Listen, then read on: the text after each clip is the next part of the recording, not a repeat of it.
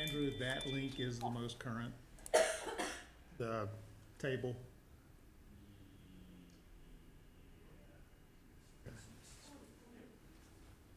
Yes, all of that is current on there, on the agenda. It was updated this morning.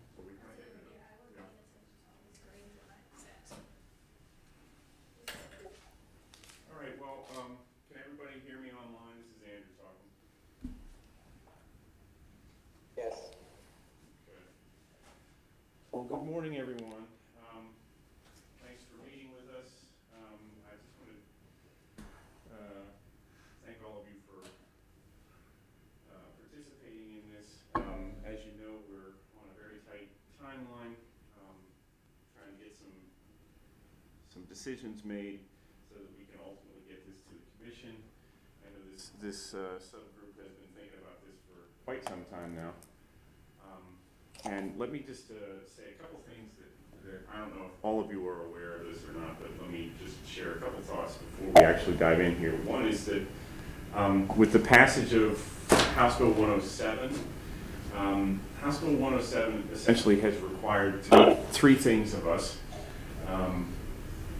One is to set a small size exception, which is to say if we build, or given the current data requirements for accountability that are in law, and the possibility of producing accountability model in the future, what do you do with programs that are very small? So that's one thing that we need to discuss today. The second thing that the law is requiring is it set expectations of three measures for accountability, at least in the immediate future. One is North Carolina teaching evaluations, NESIS, and the second one is EVOS data, which has to do with growth and proficiency. And we have Dr. Tomlin here today to talk a little bit about the proficiency side of things. And then there is a third requirement in law. It's not immediate, but it's a little bit further on, and that has to do with setting up what they define as a weighted performance model.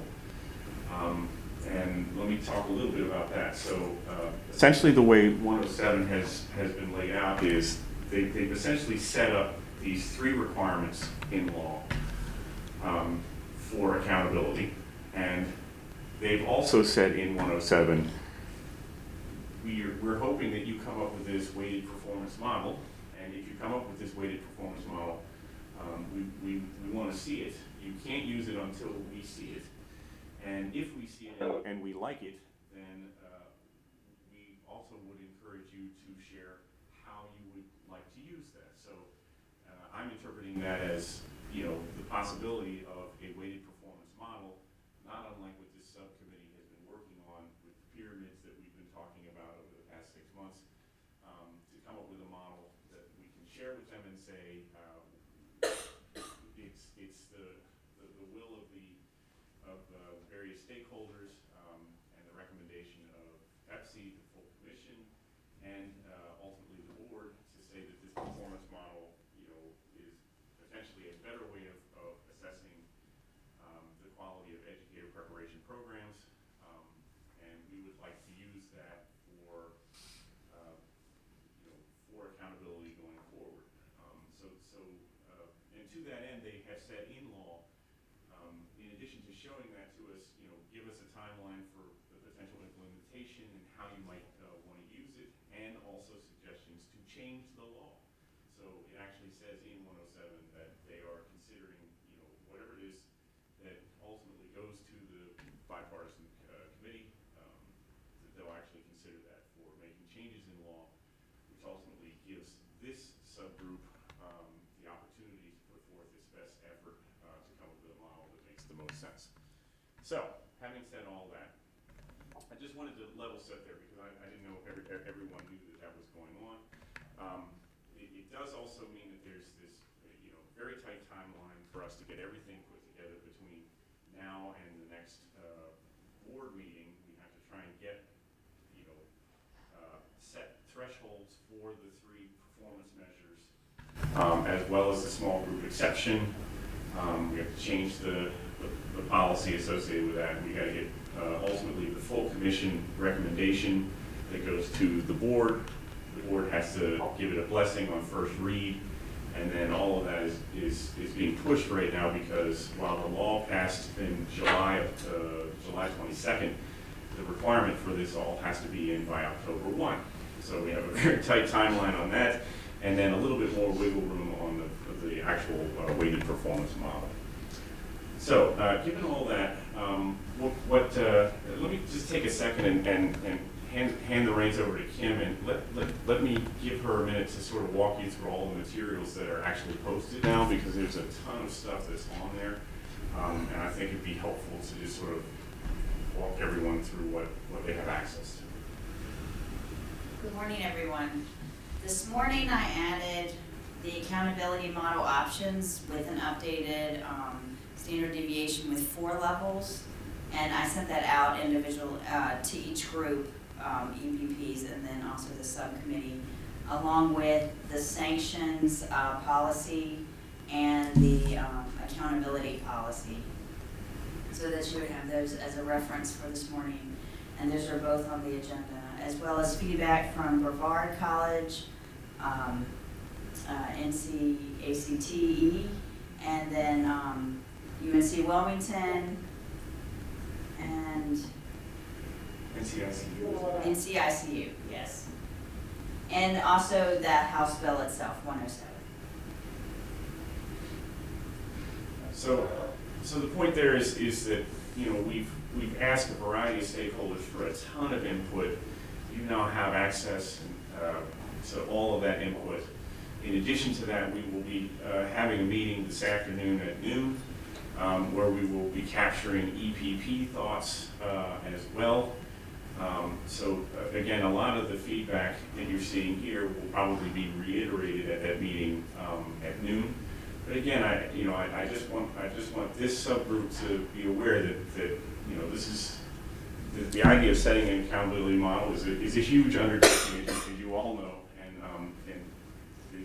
not everybody's going to be thrilled with whatever decision gets made, but you, as a subgroup, can think very critically and have all this information to be mulling around in your minds as you're making your decisions. So the thought here is that you have this. We'll talk about what direction you as a subcommittee would like to go, and then that will be you'll get more information from the EPPs this afternoon, and then when we move to the full meeting September 3rd with the commission, we'll put forth you know, our best effort for the full commission to consider how it would like to proceed.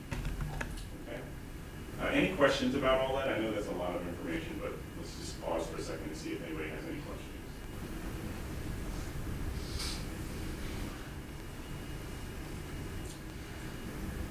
All right, I'm hearing nothing but crickets, so let's go to, I'd like to talk first about these,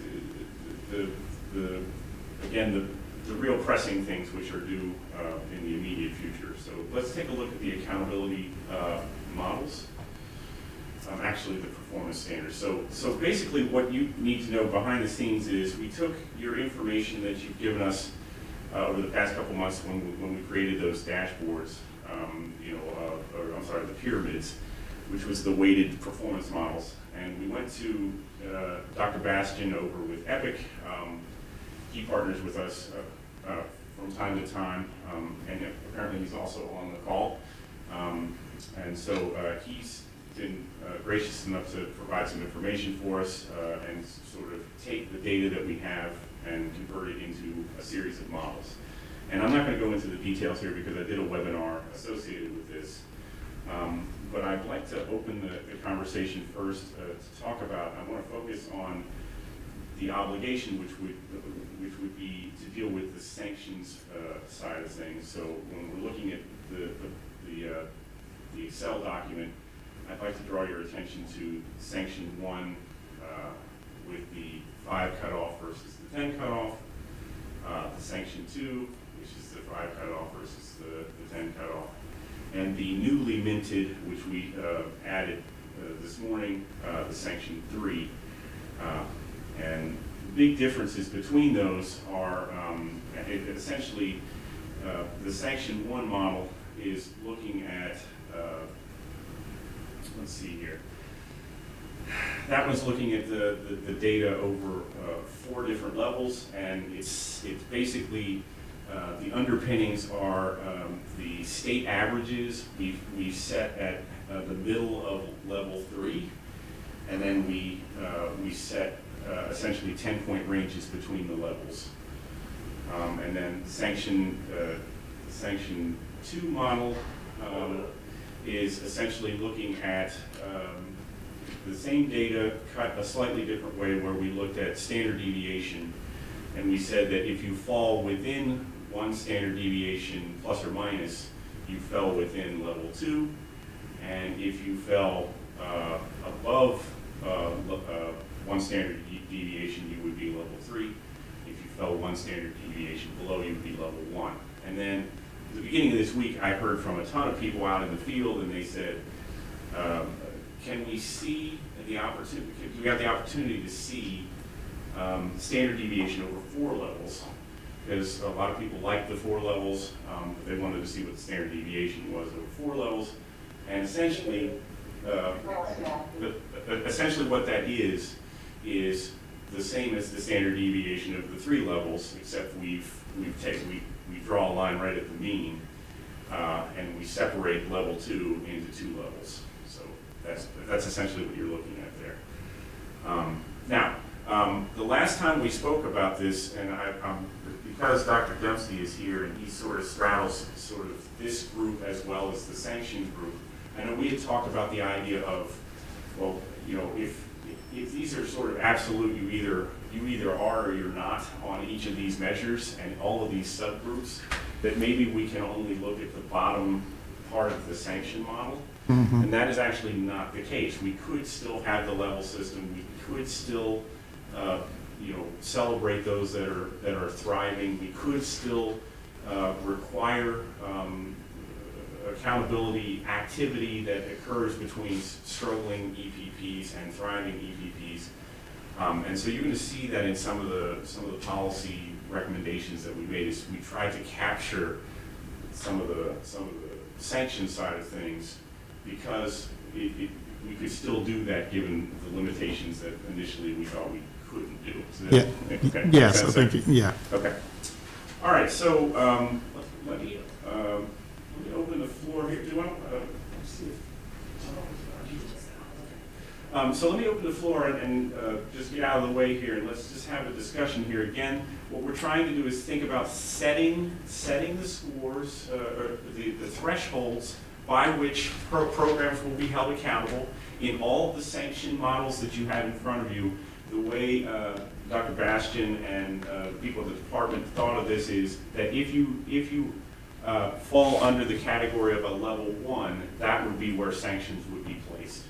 So keep that in mind. And the thinking here is, do you gravitate to a specific sanction? Are there pros or cons to them?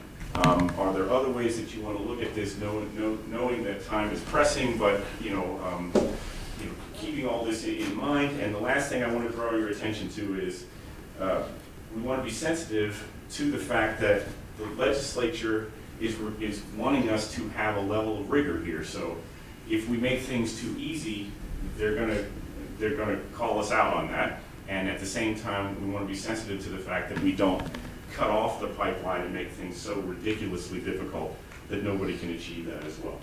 Okay? So, floor is open for discussion.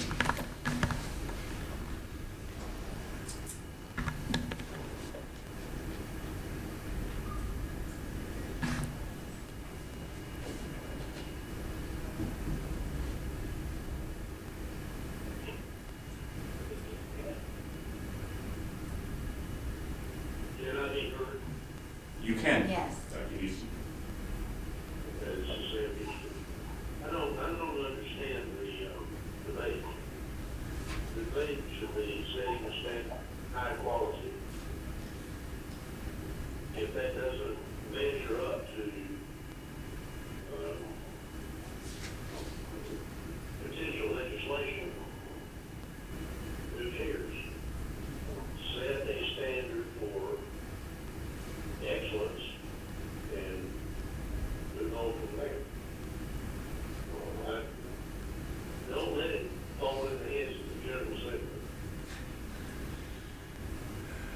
Noted, and I think everybody's is in agreement with that posture. I think the question is how you do it. So when we look at, in other words, there have been some voices that have championed the notion of setting the ranges like we did in Sanction 1 that's on those tabs there, and other folks have said they don't like the arbitrariness of setting the range to 10. Why did we choose 10 and not 9? Or why did we choose 10 and not 12?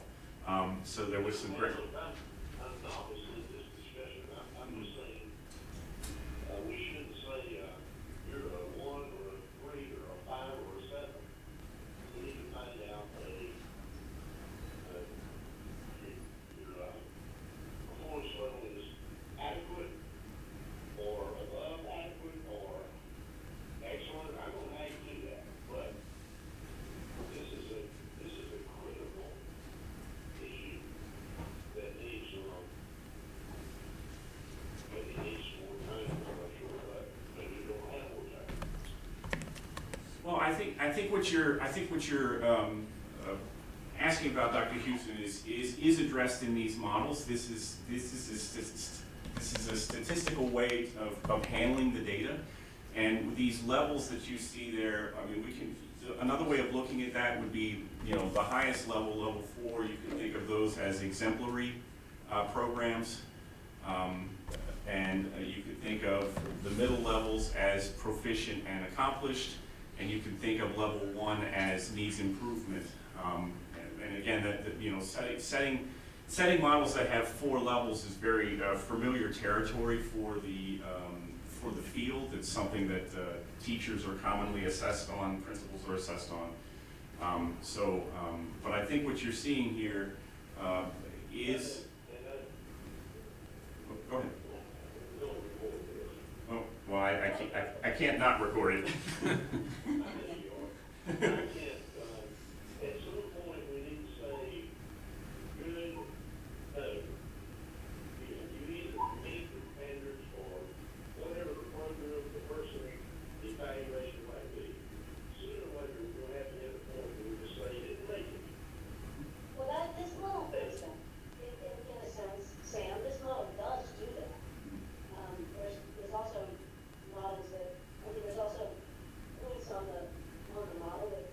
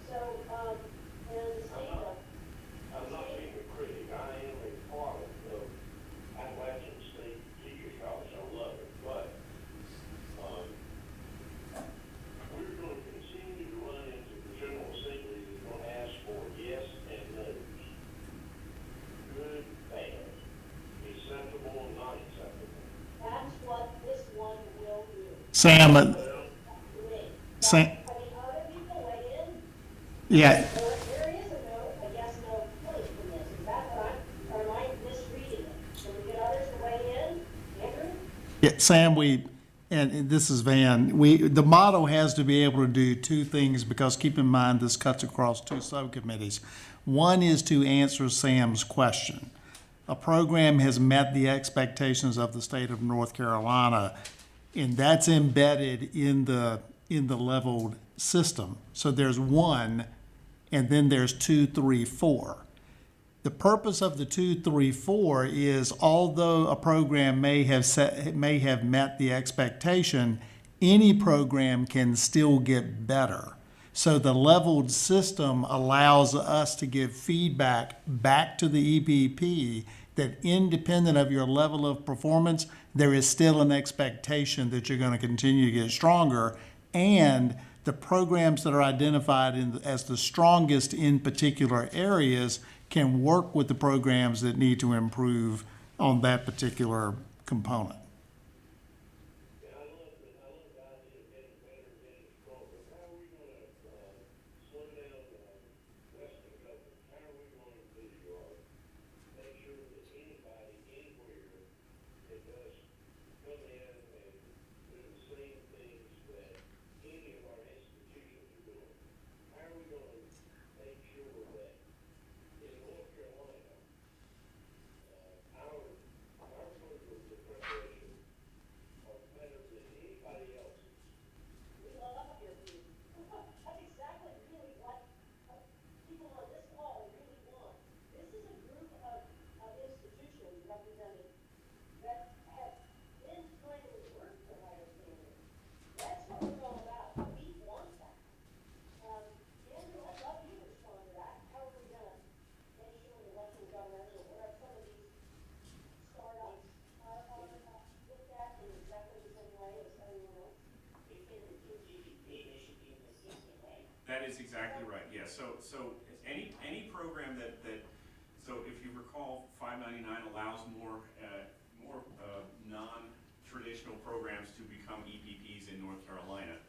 But at the same time, it also will necessarily hold them accountable to the same level of rigor that every program in North Carolina that is authorized to produce teacher folks in North Carolina, that everybody's going to be held to the same standard.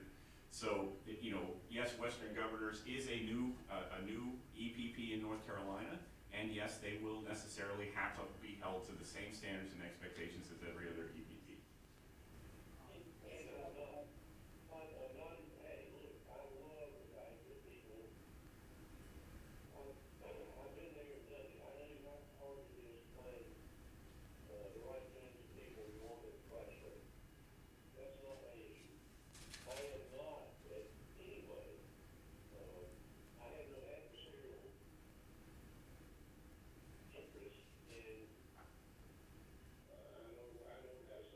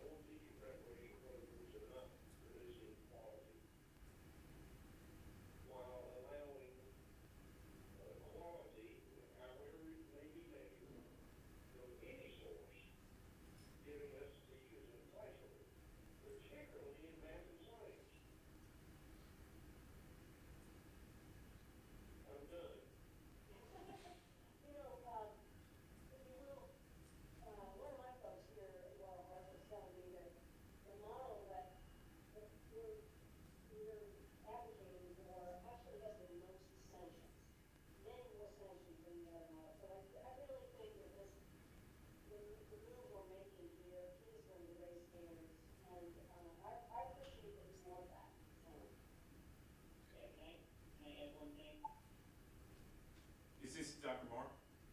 Yeah. Okay. I think it's important too, right, that the more nuanced on this, that, I think I've argued for a long time that teaching prep programs shouldn't be everything to everyone. And so I want a model that a campus, an EPP can look at and say, we're able to say, look, X campus does an amazing job with elementary education and middle grades education. They all do such a great job with, some other particular license area. And they can go in and really work on that area. And, so I think that, because the idea, we don't want to drop off an entire EPP that might be really high performing in a given license area. Michael? Hey, Michael, thank you. Love your comments. So this is I guess the next last one. I just wanted to approach Michael's comment there with, conversations I've had with Andrew were talking about the, because of course, on the functions model you're looking at, have an overall category and it's broken down by groups. Is not, of course, because the legislation does not specify that it should. It does not break down program or university performance by program, elementary, middle grade, secondary, whatever those might be.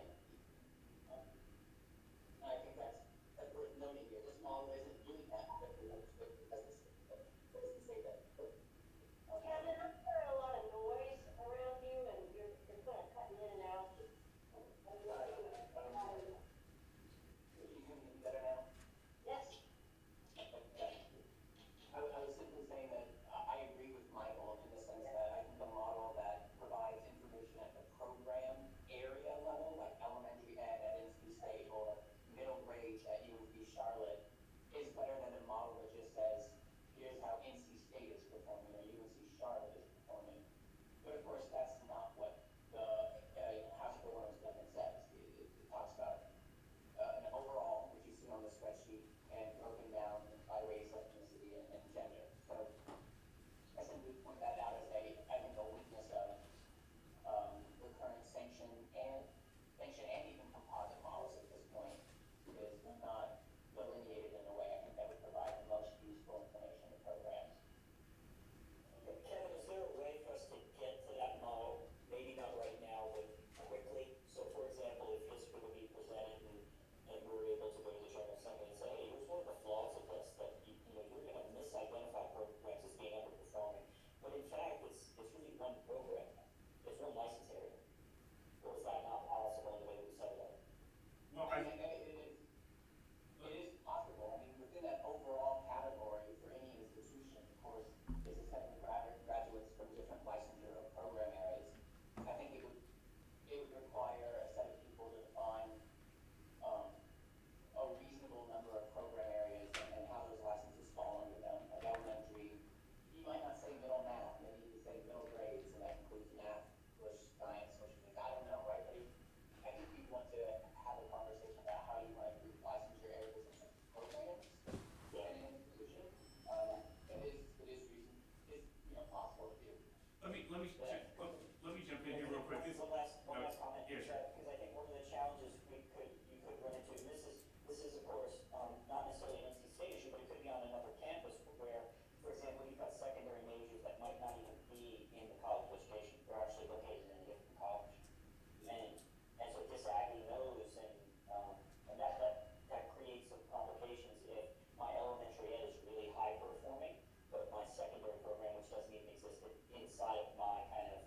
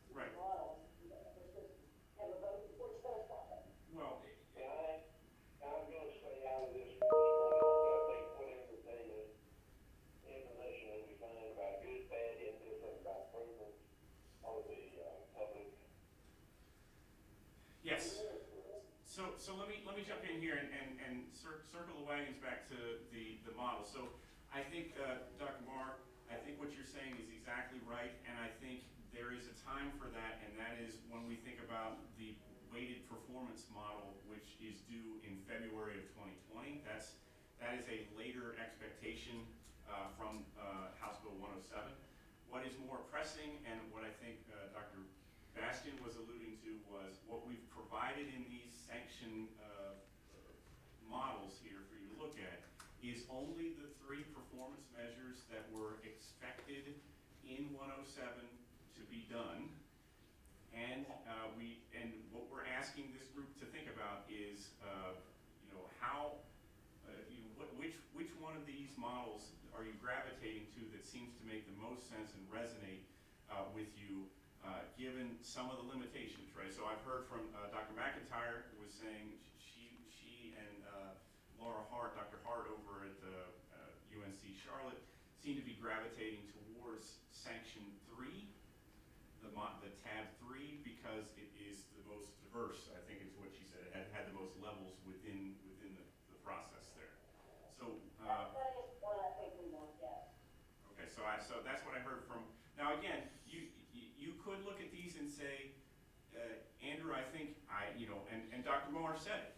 He said, Andrew, I think this is helpful, but it would be more helpful if we could look at middle school versus high school, or this particular program. And I'm agreeing with you. I think, yes, we can look at that in more granular detail in the future, both for a model that we can build for a proposal to the legislature, as well as internally we can share that data disaggregated to your programs if it's not a part of the grand model that we're going to be building. But for the moment, we just have to satisfy what is in law, which is the 3 performance areas, and that's what you're looking at in these sanctions.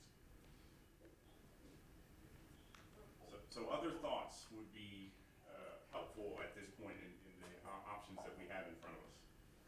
More questions? And you're saying, hey, I tend to agree with Ellen that number 3 seems best in terms of giving us the most information right now.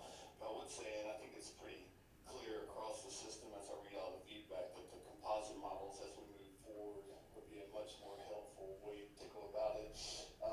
Trying to decide what those weights are going to be for each area, I think will lead to some interesting discussions, but that certainly seems more representative of what we do in teacher prep as opposed to the 3 measures that are included in the law. One of the questions I think that came up in a couple of the comments is when we're setting, so as we're looking at Sanction 1 right now that you've got on the screen, when we're setting where those levels are those moving targets? In other words, are we setting it based on the mean from each year that it's established by the data that we're looking at? Or are we setting hard and fast numbers that people can move around on? Yes, I guess the concern is there always going to be somebody on the sanction? It would have to be, if we're going with a normal curve, maybe using the mean from that particular set of data for a particular year. That is a great point, Dr. Weddington. And let me share with you, what you're not seeing here is we do have some policy written behind, essentially we're kind of mapping policy based on what we're hearing, and it'll change as we get a little tighter here. But what you're bringing up is a really good point, which is that, when you're using standard deviation, there is going to be somebody that's at the bottom, right? And for them to be able to crawl out of the bottom is somewhat challenging, because over time they will continue to be potentially at the bottom. So one of the things that we put in as a recommendation in the policy is to look at the current data and use that as stable for the next 5 years, and revisit it every 5 years as opposed to every year, or just leaving it fixed forever, right? So we want to be able to have the opportunity to reset from time to time, but keeping it fixed in perpetuity only hurts programs who are trying to turn their systems around. Good, thank you. And the other thing is, as we look at these levels, if I'm a school who's at a 76,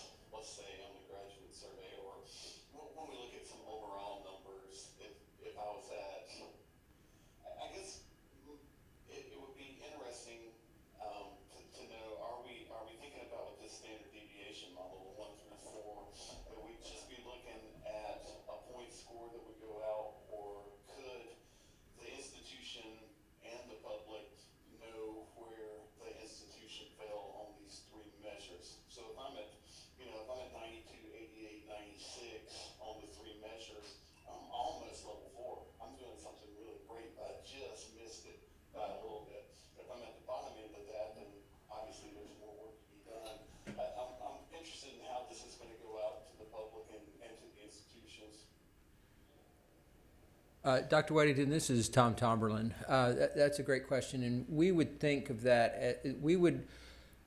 Our thoughts are to present publicly the rating category. So using these quartile levels, or not quartile levels, but the levels for the public reporting. But our goal is in the EPP dashboard to have, so you would have the public facing that we would show these 3s and 4s and 2s and 1s, but EPPs would have a secure dashboard that would have more granular data behind it. And so we could present the raw numbers to the EPP so you could see, oh, I'm, 0.2 of a point away from a level 4. Guys, can I jump in?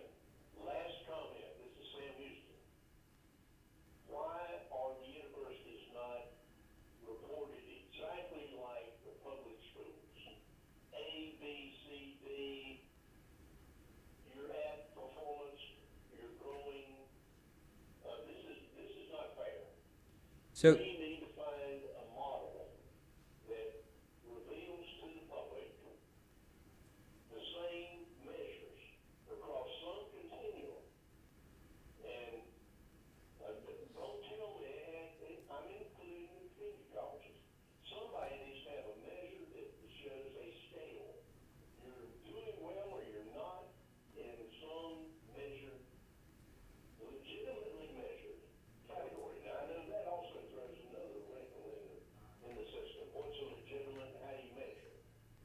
But sooner or later, if we don't do our job, this commission, somebody else is going to continue to do it across the street. I'm done. So my response to that, Dr. Houston, since I have the microphone, is that we measure our schools the way that the schools measure their students, and we're going to measure EPPs the way EPPs measure their students on a 4-point scale. 4 is the highest, 3 is above average, 2 is average, 1 is not meeting expectation. I don't think that it's that. I don't necessarily understand the necessity of saying, and the wisdom of saying an AEPP is congruent and measured the same way as a high school, because they aren't measured the same way, and we have a different measuring system for them. So I don't know why we would try to make a false equivalence between the rating scales of the EPPs and the K-12 system. Hey, look, guys, I want to make sure I want not to hear you correctly. So what I'm hearing you say is there will be a scale that the public facing, and we say an EPP is an A, a B, a C, or a level 4, 2, 3, whatever it may be. But then for the EPPs, there will be a numerical value that is a X point that says, okay, in this area you're at 76, although you may be at a level 3. You're really far away from a level 4. So that means internally there's some work that needs to be done. And so that internal data will allow the EPP locally to figure out how to move the needle, if you will, to get closer to that level 4. But from a public facing standpoint, there would be a level 4 rating or level 3 rating. Did I hear that correctly? That is correct. That is our goal. So initially, you may receive that in static PDF files until we can get the dashboard, that piece of the dashboard, up and running. As you can imagine, there's security things that would have to take place to make sure that nobody's privacy is jeopardized. But we anticipate that EPP dashboard having a much more robust reporting system for EPPs than what would be publicly available. Guys, I think the transparency could lead to a bucket of money. I really do.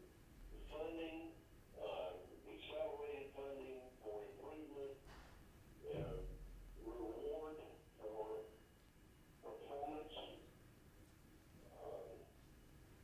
Anthony, I think that was you. I liked your language. Thank you. Okay, so in the interest of time here, we want to give Tom Tomberlin a couple of minutes to talk a little bit about the issue behind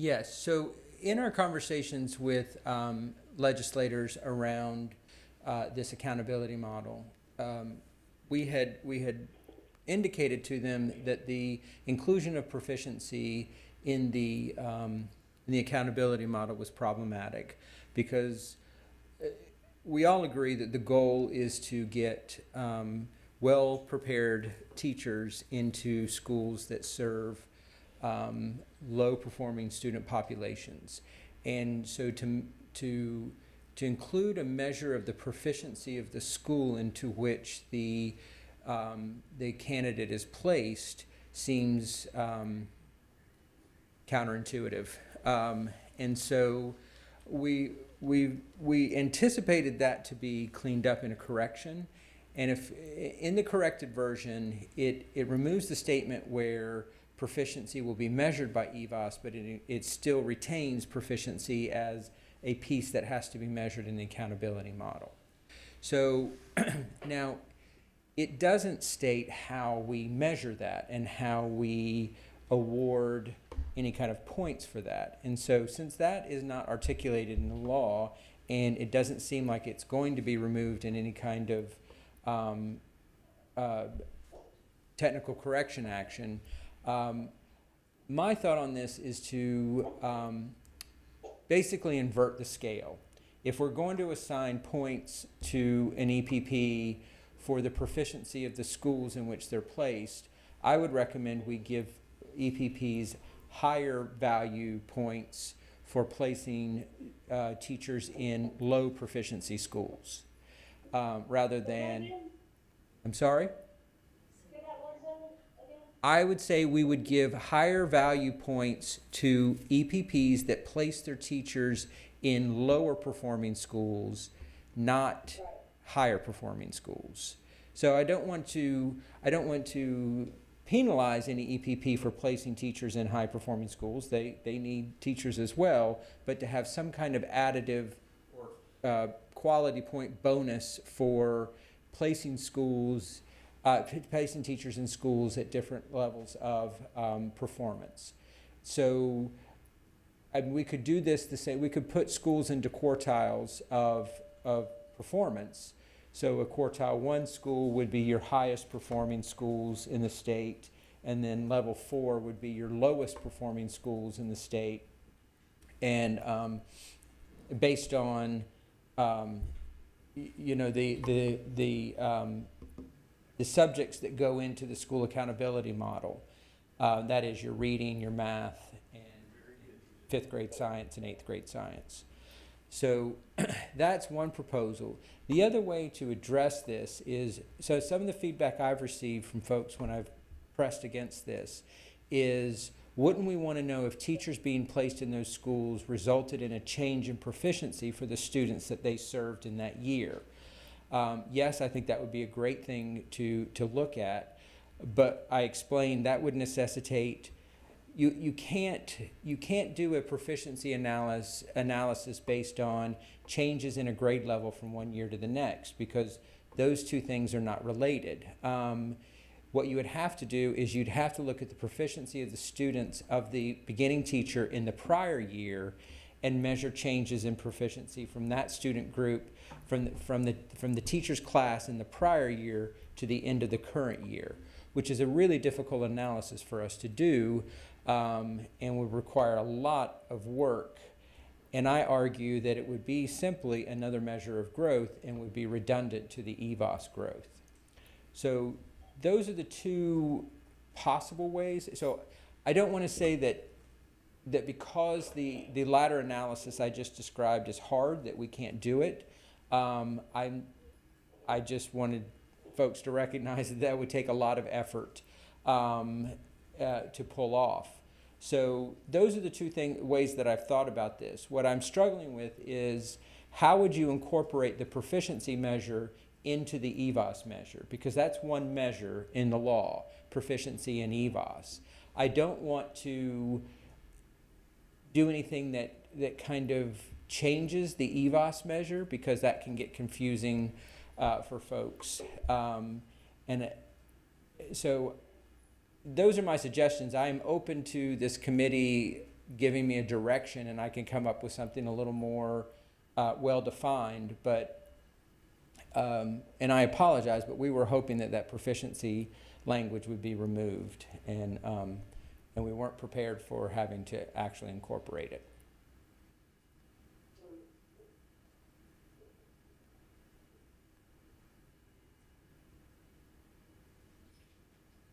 Hey, Tom. Go ahead. This is Ann. I was wondering if we had, I really haven't had like the mock-ups of a few, the institutions or whatever, and I don't think you'd have to do it on all, but do we have a mock-up of what you just said? About, because this has been put back in? No, we don't have any. We don't have any models like what we see here. We didn't ask Dr. Bastian to incorporate proficiency into these models, so we don't have any. We don't have anything for you to react to this morning. And as I said, we've been working for the last couple weeks with our legislative liaisons to get a correction to this, and it's looking now like we're not going to get it. Okay, thank you for that. So Kevin, how do you think this would change? How do you think it would change it? What would be your prediction? Well, I mean, in one scenario, you could take either of Tom's options, and you could basically make it a fourth column, rather than making it sort of like part of column F now, part of EBOS, where EBOS is just growth. You could make it a new column, so that there'd be sort of four things that a respective program would be rated on from 1 to 4. And the amount, sorry, Kevin, that's, so therefore equal weighting?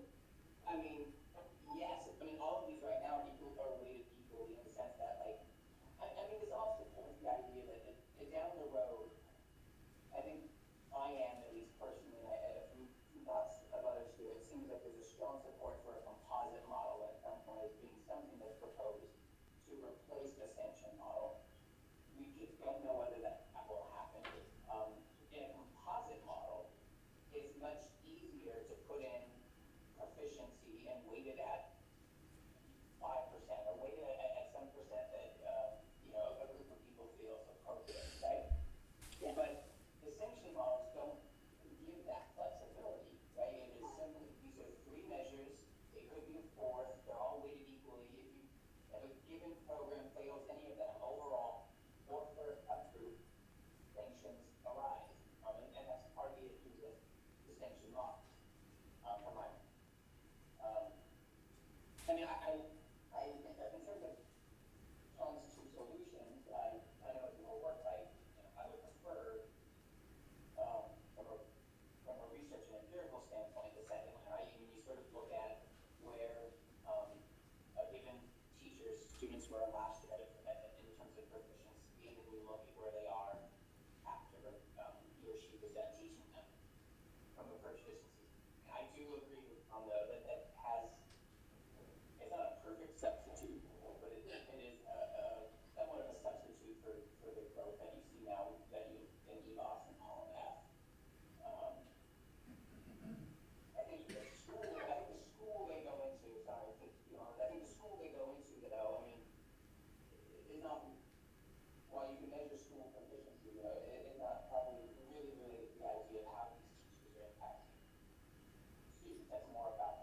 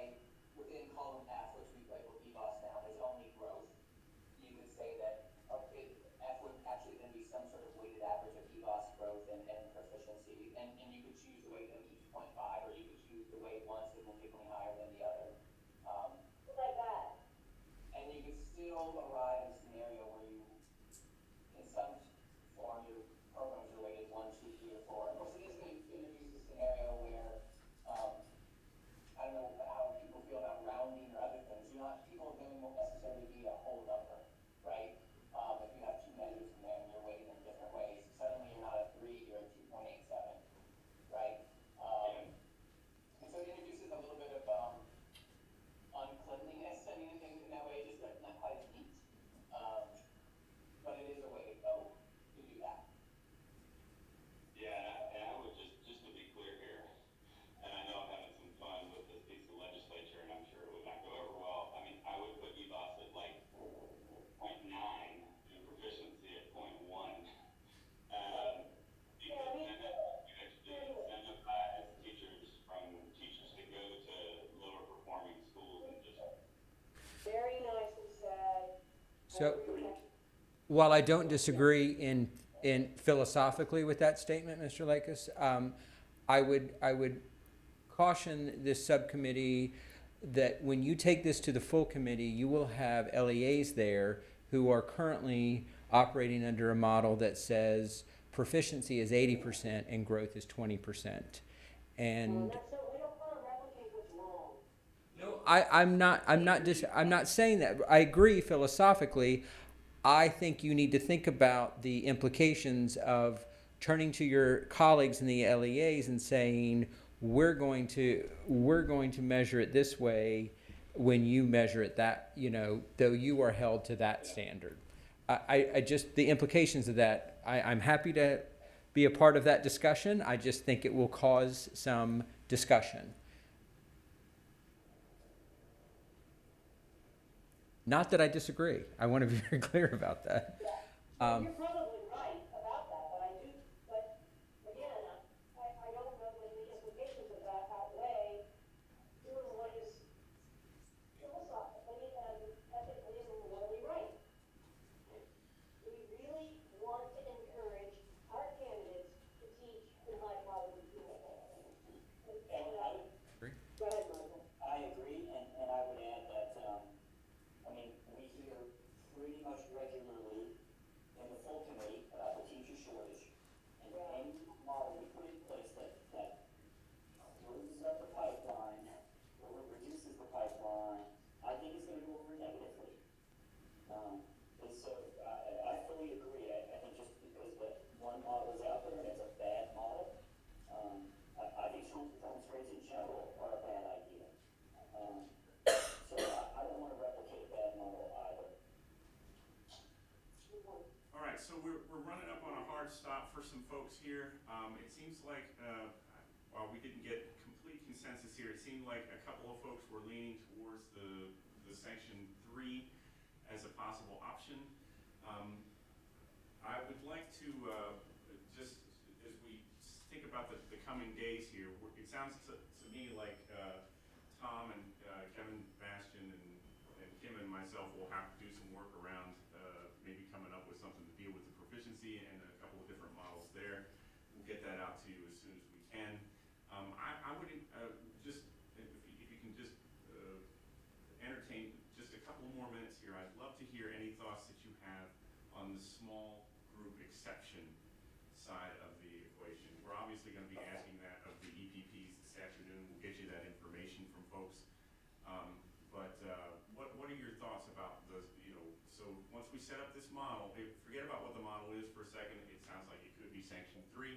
If we go with sanction 3, there will be about 5 programs that will fall underneath those expectations, right? So in other words, what that means is if we look at multiple years of data and the subgroups within multiple years, those programs do not have a sample size large enough to meet the criteria.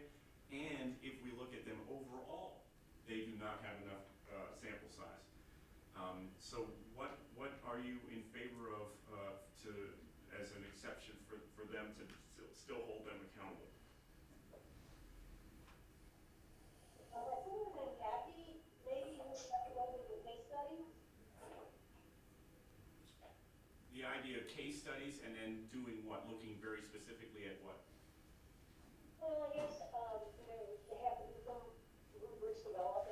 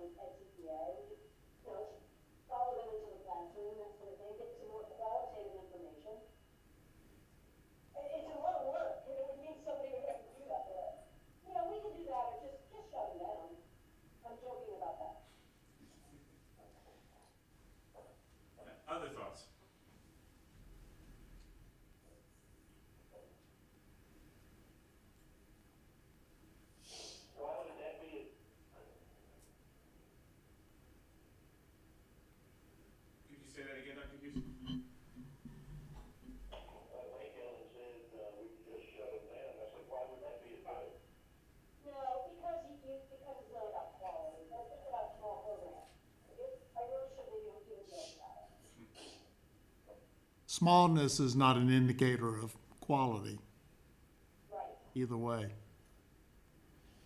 I have seen, when we did a search of other states, I've seen everything from really small programs to be shut down, like you've heard that. I've seen states say, regardless of the fact that you have small sample size, you're gonna be held to the same level of accountability. So if I only had four students, I'm gonna, those students, that's the data you have, and you have to be held to the same level of accountability as everybody else. And it means that you have less wiggle room because you have fewer students.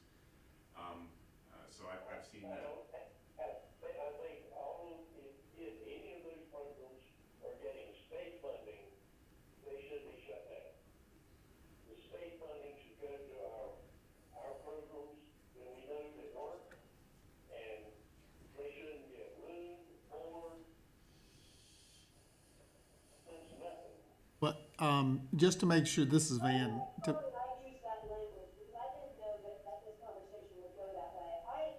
There are some small programs who do really good work in particular parts of the state, and some of those programs are badly needed. So I really think If they're getting state dollars, they should be shut down. I don't understand that at all, Sam. I mean, there are small programs out here, and I'm one, maybe not one of the smallest ones, but we work our tails off to live up to the same quality levels as everybody else. We've got students who need to come to an institution like this because they get more attention, more care, might have more developmental needs as they come in from the high schools to college, so they can be successful. I don't think To make- I don't think we need to get rid of programs, but we do need to hold everybody accountable. The small size exception, I think it looks like from NCICU that the 10 is the one that people want to look at as keeping, at least gives us a way to show over time that we're making that progress and meeting those same standards. I think as long as we can do that, those programs need to stay alive and thrive, especially in a time with the teacher shortage. Yeah, and We cut off pipelines. the question, I think, A lot of those small programs serve certain areas that desperately need teachers, so sending the family would not be a good idea. Even though standard for the teachers, when some of those small programs are adding value to areas that desperately need teachers. So I would not support shutting down the program. the question that would come before the commission is not whether, Anybody outside of our state system, in the private sector, in the paid tuition sector, you're supporting. The teacher trade is not performing, ought to be looked at very carefully so that all those dollars go to our state institutions.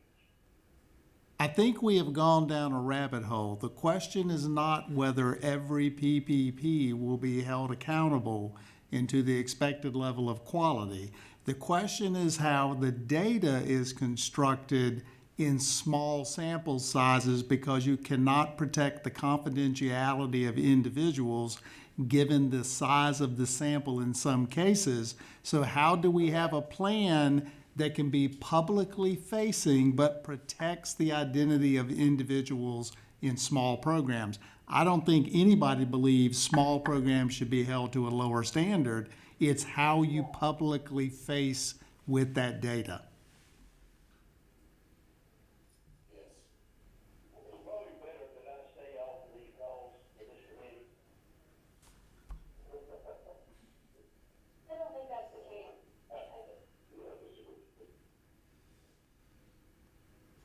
Andrew, I have a question. Do we have any projections in terms of how many programs we might be looking at that might fall into this small exception window? Yes, it's a good question, Dr. Graham. The answer is, when we look at a sample size of 10, it's about 5 programs. And if we reduce it down to a sample size of 5, it still is the same 5. So we're not benefiting by making it smaller. So in other words, the really small ones are really small, and we're going to have some sort of a way of measuring them. And Andrew, this is Ann, that's the total number of people in the program, right? Not like one Spanish teacher or one biology teacher. Correct. When we're looking overall, yes. Overall, in this case, and it's the total number of their graduates who are, you know, having data on these measures that we're looking at, the survey, and the evaluation ratings. Right, over Yeah. over 3 years aggregated, yes. Right, thank you. Thank you for that clarification. Sure. So any other thoughts about,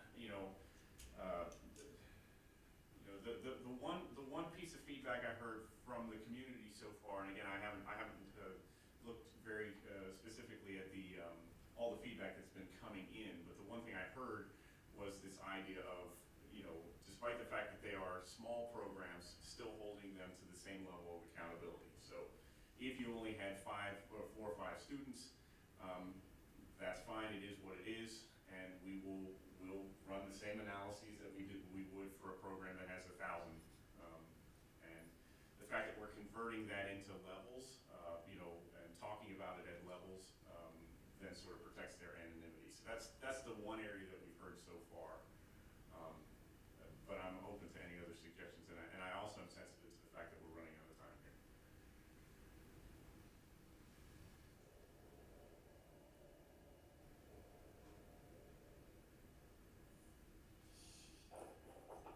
Well, this is Ann. I mean, if we can protect the identity of the students and we're doing an overall, I mean, I think they should be held to the same measures. And these are probably privates, to be honest.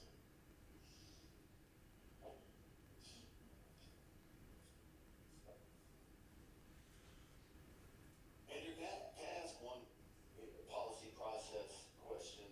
So we're recommending one of these sanction models that'll go forward first.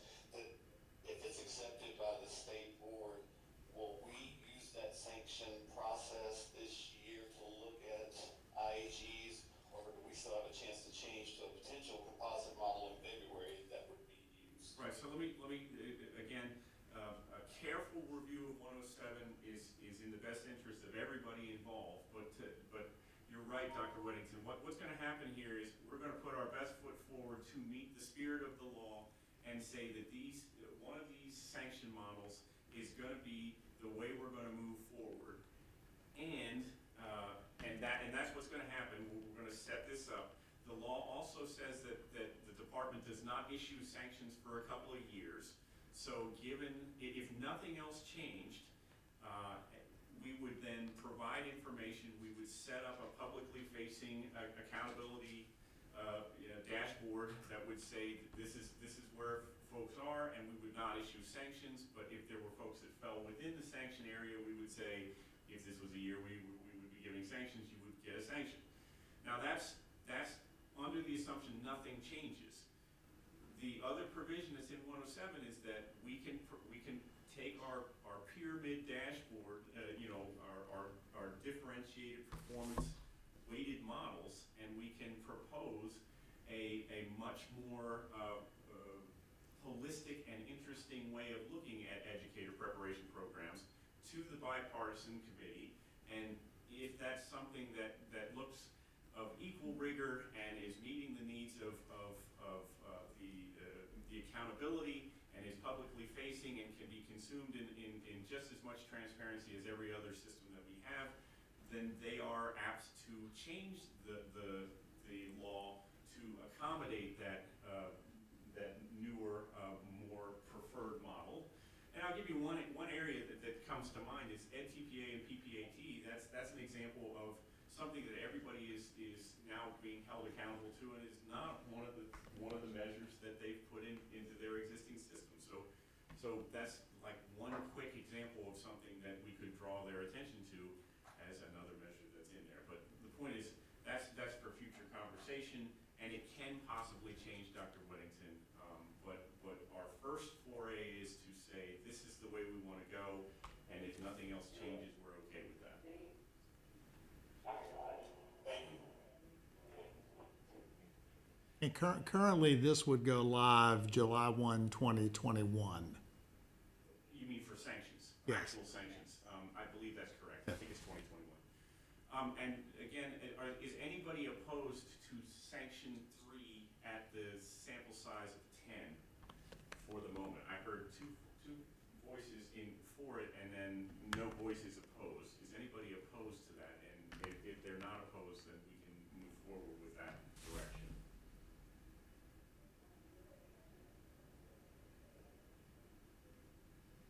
All right, I don't hear anybody opposed to that. So sounds to me like the takeaway here is that Tom and our staff here, along with Dr. Bastian, will work towards adjusting the proficiency and coming up with some additional modeling there for the broader discussion at the commission meeting. And it sounds like the two things to think about and to draw EPP's feedback on is the notion of should we do case studies for small group exceptions, or are there other ways to proceed for the small group exception? Did I capture all of that for the moment?